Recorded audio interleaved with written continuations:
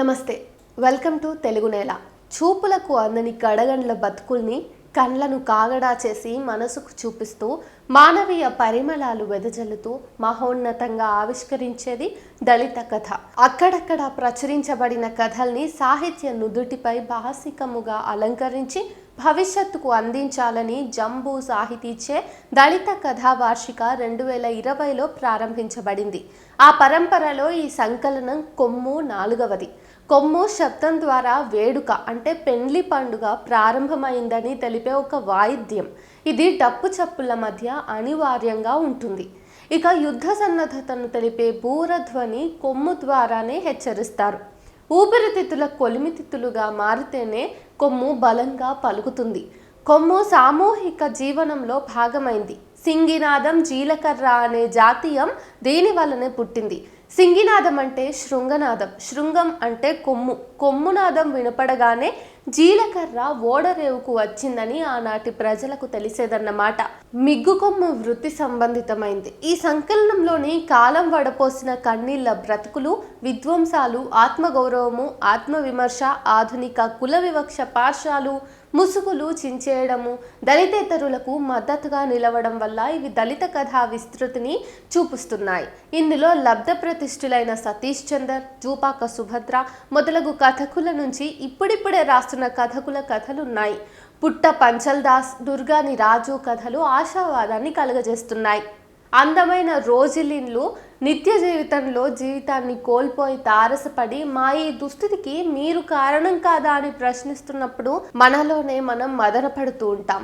తల్లి మనసెరిగి ఢిల్లీలా ఆమె ఆకాంక్షను నెరవేర్చినందుకు పూలతీగలా ఉంటే ఎవరైనా నలిపేస్తారు, ముళ్ళులా ఎలా జీవించాలో బోధించే సతీష్ చందర్ కథ ముళ్ళు ప్రతి ఒక్కరికి నిజంగా ప్రబోధమే. వద్దని వారించిన వచ్చే చట్టం లాంటి నెల స్త్రీలను ఆచారాల వ్యవహారాల మాటున కట్టుబాట్లు ఎలా హింసిస్తాయో తెలుపుతూ ప్రత్యామ్నాయ పరిష్కారం దిశగా ఆలోచింపజేసే జూపాక సుభద్ర కథ అంటూ ముట్టు మహిళా లోకానికి ప్రత్యామ్నాయ దిశానిర్దేశమే.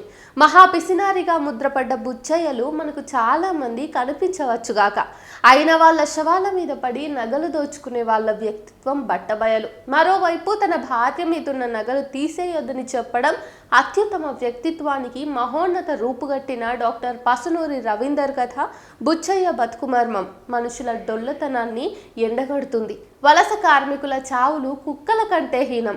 ఎంత వద్దనుకున్నా వలసపోతున్న కొడుకును చూసిన తండ్రి కలిగిన అనుభూతిని ఆర్థంగా చిత్రించిన ఇండ్ల చంద్రశేఖర్ కథ బేల్దారి బలహీనులపై బలవంతుల అరాచకాలు, దౌర్జన్యాలు, బాధితుల కన్నీళ్లు చూడలేక, ఆక్రందనలు వినలేక మౌనంగా ఉన్న చెట్టు కాలంబు రాగానే కాటేసి తీరాలన్న ఉపదేశమిస్తూ బలహీనుల బలమై నిలిచిన చెట్టు ప్రతీకారం ఎలా తీర్చుకుందో తెలిపే మన్నె ఏలియ కథ సాక్షి ధిక్కార తత్వాన్ని నేర్పుతుంటది.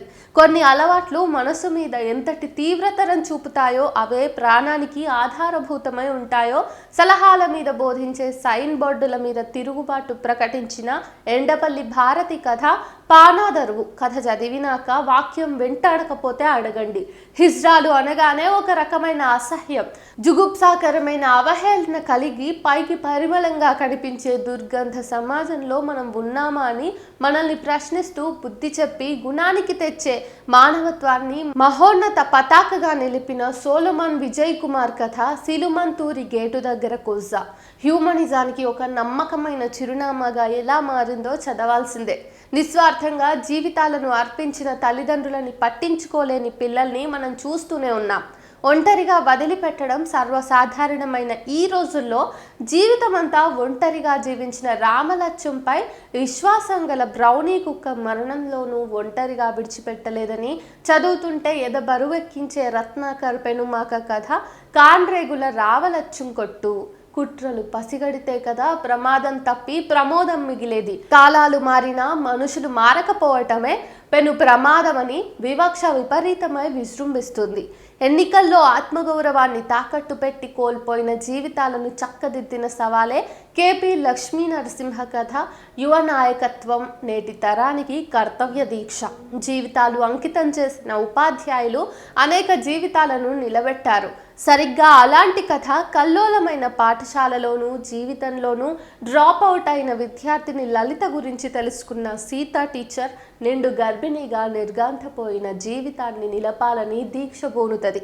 తన బిడ్డకు జన్మనివ్వాలనే సమయం మరోవైపు కనబడని బిడ్డ లాంటి లలిత కోసం లేబర్ రూమ్లో ఆయాసపడుతున్న వేదనే డీజీ హైమావతి రాసిన కథ మూసిన తలుపులు. తన వాళ్ళ కోసం జీవితం ధారబోసింది గీత. చెల్లెలు పిల్లల్ని అనాథలు చేసి వెళ్ళిపోయినప్పుడు 35 ఏళ్ళు నిండిన గీత తన తల్లి మాట విని తాను పెళ్లి చేసుకోవద్దని గీసుకున్న గీత దాటి ఆలోచిస్తూ వాసుతో పిల్లల కోసం కొత్త జీవితాన్ని ప్రారంభించాలనుకోవటమే డాక్టర్ మండలస్వామి కథ బతుకు గీత.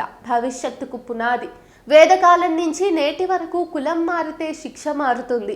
అగ్రవర్ణాలకు అన్ని చోట్ల మినహాయింపులు, చేయని తప్పులకు శిక్షలు, నిమ్న వర్గాలకు జరగాల్సిన న్యాయంలో కూడా అన్యాయమే అని సరిగ్గా నిరూపణ చేసిన కెంగారా మోహన్ కథ నీ కృప నాకు చాలు కుల వివక్షల తారతమ్యాలను ప్రతిబింబించింది. ఆత్మవిశ్వాసం నింపితే ఏదైనా సాధించగలరని, కష్టాన్ని నమ్ముకుని కాలంతో కనబడితే జీవితం మెరుగవుతుంది అని తెలియజేసే సమ్మోహిత నినాదం సిస్టర్ అనసూయ కథ. విక్టరీ ఈజ్ యోర్స్, గెలుపు సత్తా నీవని తెలుపుతుంది. ఆత్మవిశ్వాసం నింపాలి కానీ ఎవరైనా ఏదైనా అసాధ్యమైన దానిని కూడా సుసాధ్యం చేయగలరని దేశగురువు చెప్పిన బోధను ఆచరించి అనేక అసాధ్యాలను సుసాధ్యం చేసిన సామాన్యుడే అసామాన్యుడై గీసిన జీవితాన్ని డాక్టర్ గాదె వెంకటేష్ కథ దేశగురువు బోధించిన తీరు సమయోచితంగా ఉంది. కుల పంకిలము ఎక్కడికెళ్ళినా వేటాడుతుంది. ఆ పంకిలము ఇతర మతాల మధ్య దూరి స్వచ్ఛమైన ప్రేమను కాలరాస్తుంది. మాదిగ రాజయ్యకు పెళ్లి చేసుకుంటా అన్నందుకు పరువు హత్య గావించబడిన జరీనా లాంటి బలహీనులను సజీవంగా కాల్చివేస్తుందని మన కళ్ళకు చితిమంటను, ముక్కుపుటాలకు కుమురు వాసనను చూపే రాజదుర్గాని కథ మాదిగ రాజయ్య. మనుషుల మధ్య స్వచ్ఛమైన ప్రేమ భావుట రెపరెపలాడాలని కోరుకుంటదో కథ విస్తరిస్తుంది. ఒక ప్రత్యేకమైన జీవితం ఉపకులాలది. చారిత్రక సాంస్కృతిక వారసత్వాన్ని వివిధ రూపాల్లో వివరిస్తారు. అలాంటి జీవితాన్ని ఈ మధ్యకాలంలో గంధం విజయలక్ష్మి, గడ్డం మోహన్ రావు లాంటి వారు రాసింది అతి కొంచెమే. ఇంకా రాయాల్సిన కళలు జీవితము మిగిలే ఉంది. ఆ లోటును పూడుస్తూ సినీ గేయ రచయిత పుట్ట పెంచల్ దాస్ రాసిన ఏటంబిడ ఎర్రబిల్ల ఏడుచ్చాపోయా కథ మాలదాసరి జీవితాన్ని ఆవిష్కరించింది. విద్యార్థులకు ఏదైనా అపాయం జరిగితే ఓర్చుకోలేని సామాజిక బాధ్యత కలిగిన ఉపాధ్యాయ లోకం ఉన్న ఈ సమాజంలో అనుకోకుండా చనిపోయిన విద్యార్థి గురించి విలపిస్తున్న ఉపాధ్యాయుడి అంతరంగ ఆవిష్కరణ తప్పెట ఓదయ్య కథ పుట్టెడు ఎత. ఎగువగేరి ఆడకుక్క దిగువగేరి మగ కుక్కతో సాంగత్యం అత్యంత సహజమైంది. జంతువులలో ఆమోదయోగ్యమైనది కూడా. ఆ రెండు కుక్కలు మాట్లాడుకుంటూ చిచ్చి వాళ్ళు మనుషులు, వాళ్ళకంటే హీనులు మరొకరు లేరని మాట్లాడుకుంటున్న తీరు మానవులకి బుద్ధి చెబుతున్నట్లుంటుంది. కుక్కల జీవన విధానానికి పరాకాష్ఠగా చిత్రించిన వైనం గేరిలో చారిత్రక రాజకీయ పరిణామ క్రమాలను కుక్కలు చర్చించడం నేటి సమాజాన్ని ప్రతిబింబిస్తున్న విధంగా అక్షరీకరించిన గుడిపల్లి నిరంజన్ రచ్చకట్ట అంబేద్కర్ కలలు కన్నా రేపటి రాజ్యాధికారానికి ఆలంబన నిలిచింది. అనుబంధాలు అల్లుకున్న ఊరు ముంపు గ్రామమై మునిగిపోతున్నందుకు ప్యాకేజీలు రాకపోవటం వల్ల చితి పేర్చుకుని చనిపోయిన స్థలాన్ని దర్శించి అక్కడి ప్రజల దుఃఖంతో మమేకమవ్వటం మానవత్వం కలిగిన ఉపాధ్యాయ బృందం అక్కడి మట్టితో విలపించిన విషాద గీతం డాక్టర్ సిద్దంకి యాదగిరి కథ నిలువెత్తు దుఃఖం. ప్రతీకలు, ఉపమానాలు, సౌందర్యాత్మక వాక్యాలు మచ్చుక్కు కొన్ని.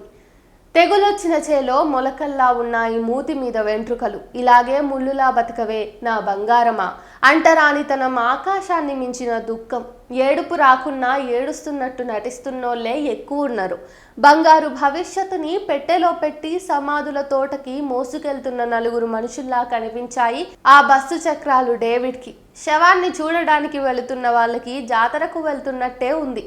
అయ్యో నాయనా అదే మా పానాదరవ గెడిసేపు మొదలైన వాక్యాలు ఆయా కథలకు బలం చేకూర్చాయి. అయితే ఈ పుస్తక సంపాదకులు డాక్టర్ సిద్దంకి యాదగిరి, గుడిపల్లి నిరంజన్, తప్పెట ఓదయ్య.